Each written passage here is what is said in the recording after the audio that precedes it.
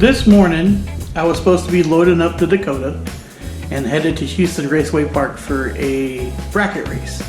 And some of the footage from the event that I was at before was gonna kind of go alongside with that, but unfortunately, because of the weather, it's not gonna happen this weekend. So, let me take that time instead to tell you about this awesome event that we went to. I took the Dakota to an event called One More Gear's Rise and Race, and a friend of mine, Will Hodge, has been putting it together. It's the idea of like cars and coffee, except there's actually drag racing as well. So this was held at Houston Raceway Park over last weekend, and it was a super cool event, and I can't wait to do more with them. So it's a track rental, and he allows about 50 cars to race, and he sells, you know, those spots. And then there's also a cars and coffee to where you can pay $10 at the gate and show your car. It's awesome because the cars and coffees around Houston lately have been really out of hand. A lot of the social media kids and people that are wanting to post videos are encouraging all these cars to go out there and do burnouts in the street and do stupid things, and somebody winds up crashing and then those are shut down. And it's a really big shame because we enjoy events like that and we don't want to see it shut down.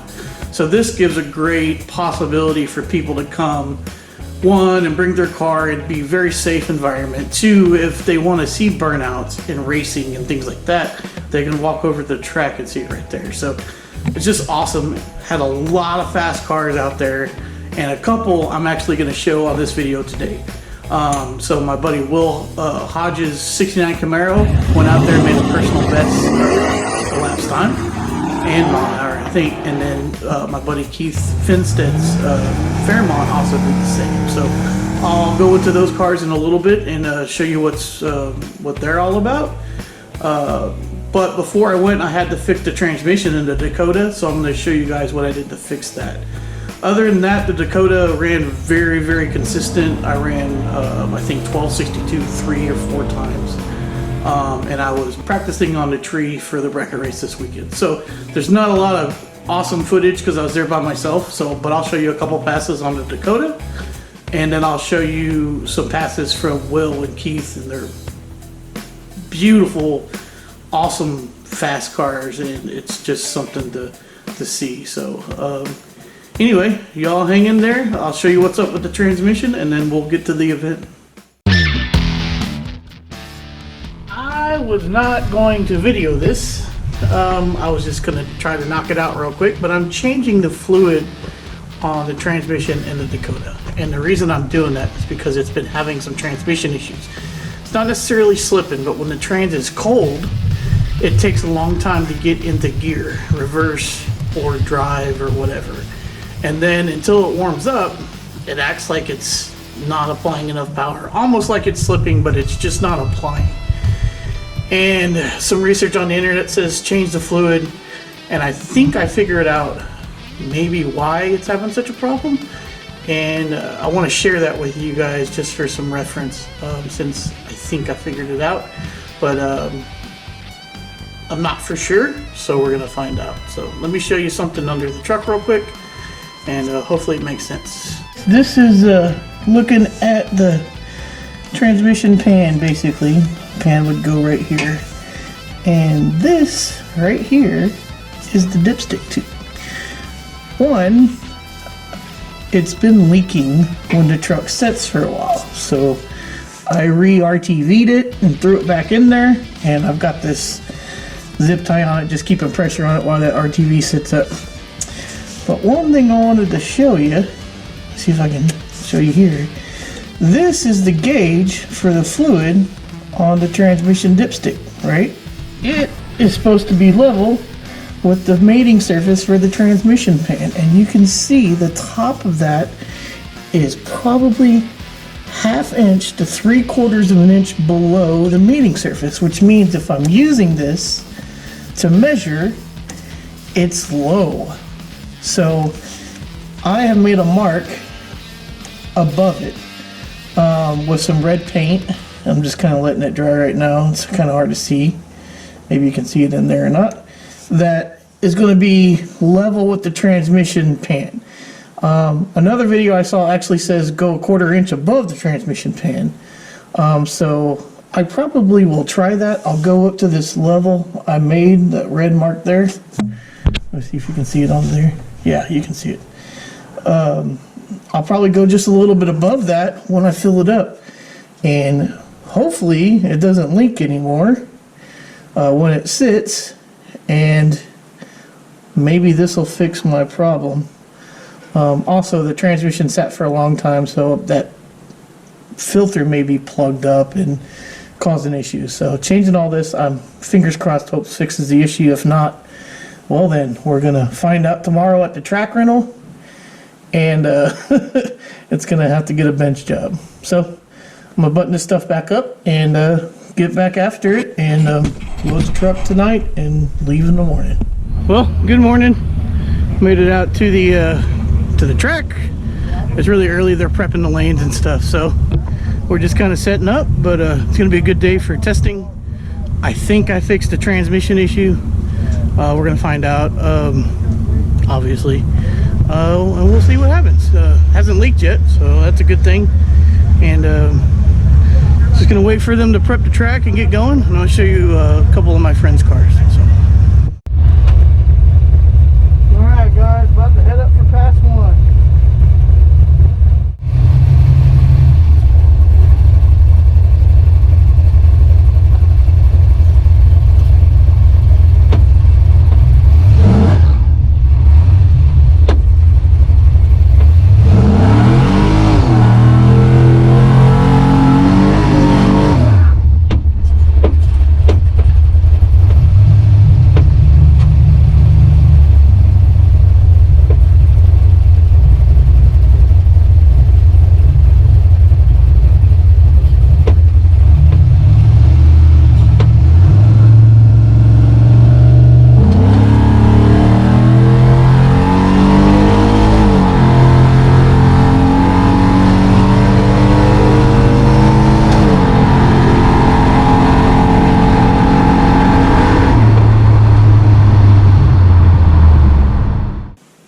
So when it comes to bracket racing, two things are really important.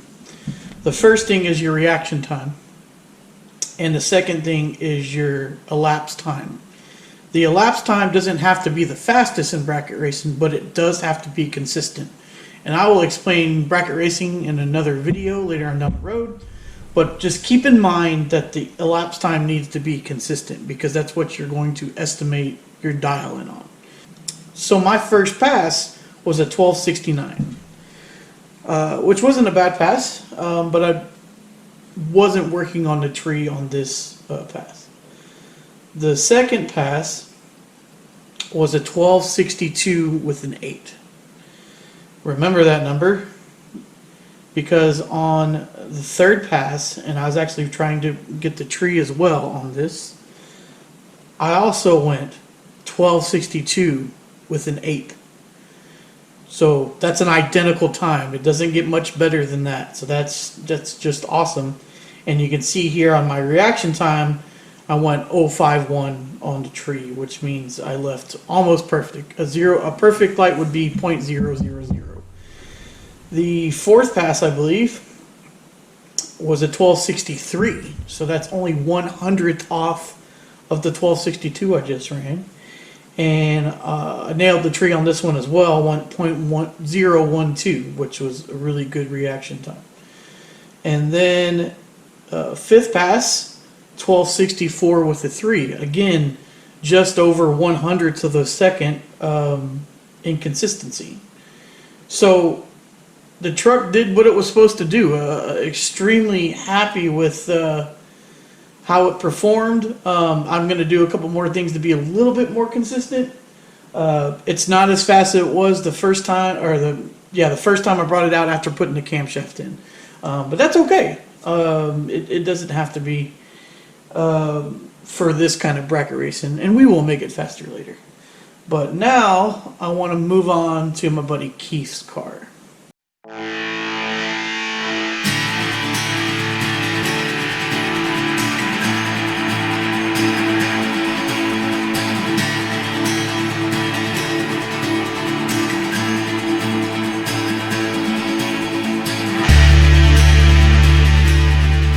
This is probably one of my very, very favorite cars that my friend owns. Competes in Hot Rod Drag Week. He's finished it, I believe, 3 or 4 times. I don't remember. And he actually competed in Rocky Mountain Race Week 2 last year as well. And he finished that. And I think he had an average of like 8:58 or something. The car is just so fast. But here's what's cool about it. It's a small block 347 Ford. It's not an LS. It's still Ford type. I don't think it's a stock block, but it's not a huge motor, being just 347 cubic inch motor. And the funny thing is the car just sounds so tame, but it's far from tame. It's a 78 Ford Fairmont Futura, a CSU blow-through carburetor. Yep, not fuel injection, still has a toilet bowl on it. Has an 8.8 rear, and it's got an 88 millimeter Borg-Warner turbo. And Keith has this thing working. So let me show you a couple passes here. And Keith actually got his best pass of all time in the car at this event as well.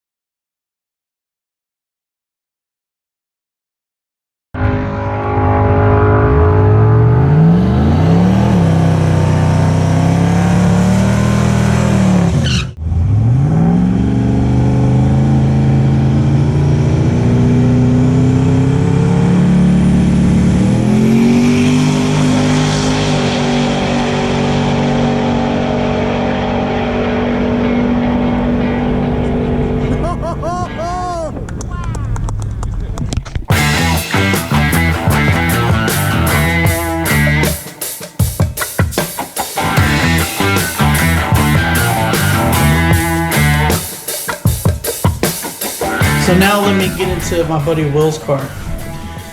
Will's car is a 69 Camaro with a Texas Speed 427. He's got an MK2 turbo set on it and a Detroit Speed suspension all around. It also has a Ford 9-inch rear, I believe, and it's got a huge Woolwood brakes, a set of forged lines on it, and it's just a fantastic car. He built it to kind of do everything. So he competes in the LS Fest Grand Champion class, I believe is what it's called. So that car is meant to go fast in the straight line with drag racing. It's also meant to do like SCCA style road course racing, and then large road course racing as well. Plus he drives it a ton. I didn't get a whole lot of B-roll footage of Will's car. I was having an issue with my truck that kind of prevented me from getting over there. But here are some awesome pictures of it, and let's check out his personal best pass that he was able to accomplish at the Rise and Race event.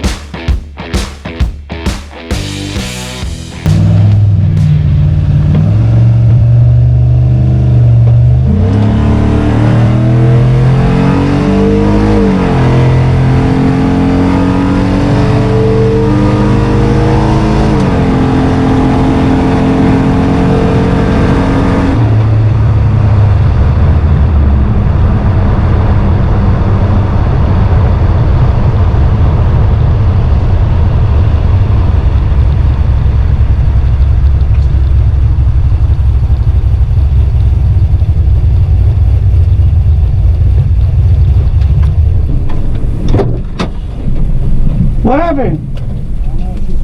Oh no!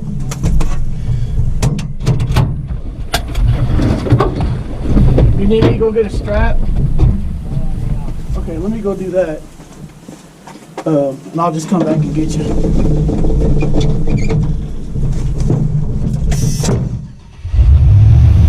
Well, my buddy Keith made a pass just before I did.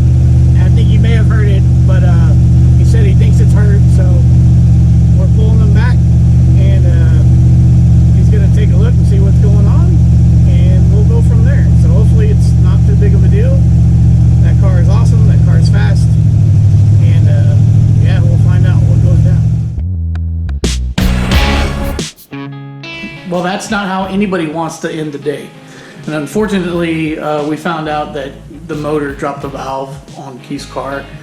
So he's got it all apart, but if I know Keith pretty well, he'll have it back together and ready for Drag Week 2020 next year. That or Rocky Mountain Race Week, whatever it is, I'm really hoping that I can get the Dakota out there as well. So we'll see when it comes down, what happens, and really looking forward to that. But overall, what an awesome event.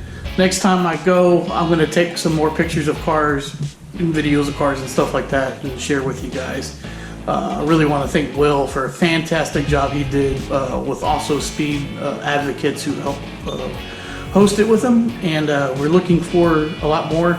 If you're in the Houston area, check the links below.